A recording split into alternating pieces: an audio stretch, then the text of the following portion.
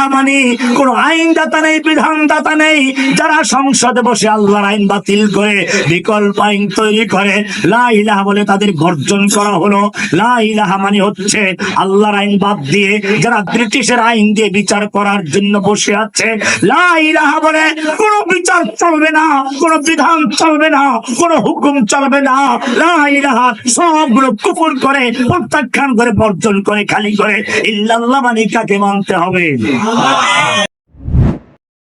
বুঝে শুনে অন্তরের বিশ্বাস নিয়ে যে কথা বলা হয় তাকে বলা হয় কি?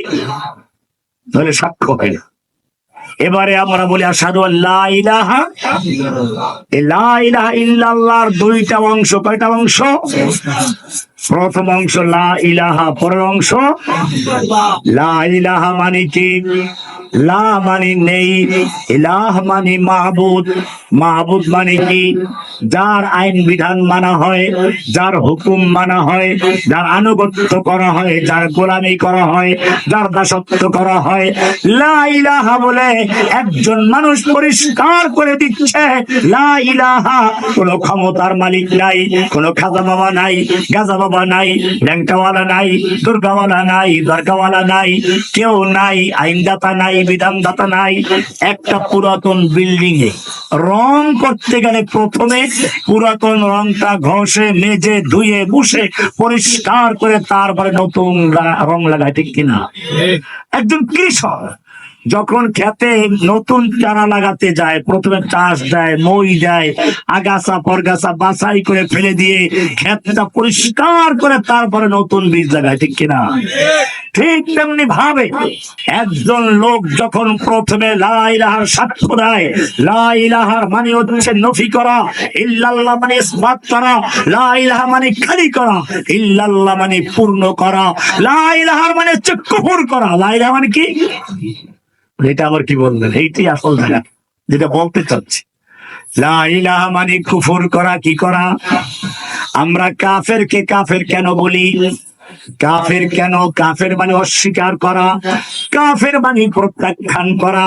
কাফেররা যেহেতু আল্লাহর আইনকে অস্বীকার করে, আল্লাহর বিধানকে অমান্য করে, সেজন্য কাফের। ঠিক তেমনি ভাবে একজন ইমানদার ততক্ষণ পর্যন্ত মুমিন হতে পারে না যতক্ষণ পর্যন্ত আল্লাহ ছাড়া যত ক্ষমতার মালিক আছে, আইনদাতা আছে, বিধানদাতা আছে, সবগুলোর কাফের হতে হবে, কুফর করতে হবে। এরপরে আল্লাহকে মানতে হবে। ইল্লাল্লাহ বলে কাকে মানতে হবে?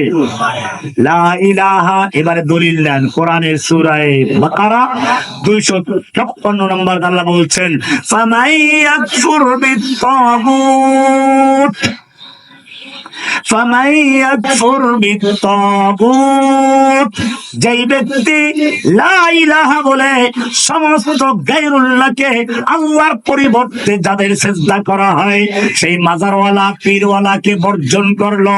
লা ইলাহা বলে যার কাছে প্রার্থনা করা হয়, সেই মাজারওয়ালা পীরওয়ালাকে প্রত্যাখ্যান করলো। লা ইলাহা মানে কোন আইনদাতা নেই, বিধানদাতা নেই। যারা সংসদে বসে আল্লাহর আইন বাতিল করে বিকল্প আইন তৈরি করে, লা ইলাহা বলে তাদের বর্জন করা হলো। লা ইলাহা মানে হচ্ছে আল্লাহর আইন বাদ দিয়ে যারা ব্রিটিশের আইন দিয়ে বিচার করার জন্য বসে আছে। লা ইলাহা বলে কোন বিচার চলবে না, কোন বিধান চলবে না, কোন হুকুম চলবে না। লা ইলাহা সবগুলো কুফর করে, প্রত্যাখ্যান করে, বর্জন করে, খালি করে। ইল্লাল্লাহ মানে কাকে মানতে হবে? এটার নাম লা ইলাহা ইল্লাল্লাহ। লা ইলাহা লা ইলাহা ইল্লাল্লাহর মানে হলো সব ক্ষমতার মালিক কে? যদি তাই হয়, তোমার দেশের ৭২ সংবিধানে লেখা আছে প্রজাতন্ত্রের সকল ক্ষমতার মালিক জনগণ। আল্লাহ রাব্বুল আলামিন সূরা আলে ইমরানের ২৬ নম্বর আয়াতে বলে দিয়েছেন কুলিল্লাহুম্মা মালিকাল মুলক। হে নবী, আপনি আপনার ঈমানদার যারা লা ইলাহা বলে বিশ্বাস করে ঈমান এনেছে এই লোকগুলোকে জানিয়ে দিন, আল্লাহ আল্লাহুম্মা মালিকাল মুলক, আল্লাহ সমস্ত ক্ষমতার মালিক, সব ক্ষমতার মালিক কে? লা ইলাহা মানে কোন ক্ষমতার মালিক নাই, কোন জনগণ নাই, কোন পীর নাই, কোন মুর্শিদ নাই, কোন শাসক নাই, সব ক্ষমতার মালিক কে? তুতিল মুলকা মান তাশাউ, তুমি যাকে ইচ্ছা তাকে ক্ষমতা দান করো, ক্ষমতা দেওয়ার মালিক কে? ডক্টর ইউনূস সাহেব বর্তমানে ক্ষমতায় আছেন, কয়েক মাস আগে ওই দেশের ফ্যাসিস্ট স্বৈরাচারী খুনি হাসিনা তাকে আদালতের কাঠ জড়ায় লোহার পিঞ্জিরায় ঢুকিয়েছিল কিনা? তখনও কি সে মনে করেছিল যে কিছুদিন পরে তিনি ক্ষমতায় বসবেন? আল্লাহ রাব্বুল আলামিন বলছেন তো উতিল মুলকা মান তাশাউ, তুমি যাকে ইচ্ছা তাকে ক্ষমতা দান করো, ক্ষমতা দেওয়ার মালিক কে? ওয়া তানজিউল মুলকা মিম্মান তাশাউ, তুমি যার থেকে ইচ্ছা ক্ষমতা ছিনিয়ে নাও, ক্ষমতা ছিনিয়ে নেওয়ার মালিক কে? ক্ষমতায় থাকার জন্য শাপলা চত্বরে রাতের বেলায় বাতি বন্ধ করে দিয়ে নির্বিচারে গুলি করে হাজার হাজার মানুষকে হত্যা করলো। ক্ষমতায় থাকার জন্য বিডিআর বিদ্রোহের নাটক করে কত লোককে হত্যা করলো। ক্ষমতায় থাকার জন্য এদেশের আলেম ওলামাদেরকে জঙ্গি নাটক সাজিয়ে জেলে ঢুকিয়ে তারপরে চক্রান্ত করলো, বিদেশিদের খুশি করতে চাইলো। ক্ষমতায় থাকার জন্য, ক্ষমতায় থাকার জন্য নরেন্দ্র মোদীকে বাংলাদেশে এনে হাজার হাজার ব্রাহ্মণবাড়িয়া ঢাকা যাইতে মাদ্রাসার ছাত্র দিয়ে বাংলার জমিন ঘেরা লাল করে দিল। ক্ষমতায় থাকার জন্য জুলাই আগস্টে জাতিসংঘের রিপোর্ট অনুযায়ী 1400, একজন দুজন নয়, 1400 কচি কচি বাচ্চাদের বুকে গুলি করে বুক থেকে ঝাঁঝরা করে দিয়েছে, হাজার হাজার ছেলেদেরকে ভঙ্গ করে দিয়েছে। আমি হাসপাতাল দেখেছি, ওরা কারো চোখ নাই, কারো হাত নাই, যাচ্ছে।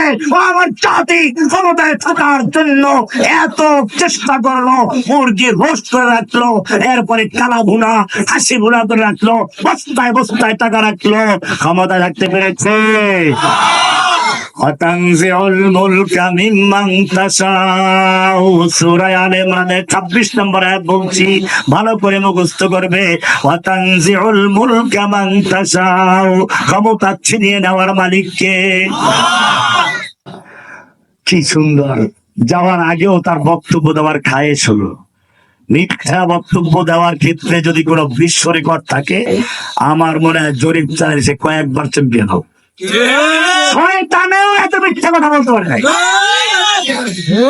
শয়তানও তার সামনে ফেল, এত মিথ্যা বলে। ক্ষমতার বক্তব্য দেওয়ার খায়েশ জন্মলো কেন জানেন? আমি বলি শোনেন, এটা আল্লাহ তার মনে এই খায়েশ জাগাইয়া দিয়েছে, কারণ সে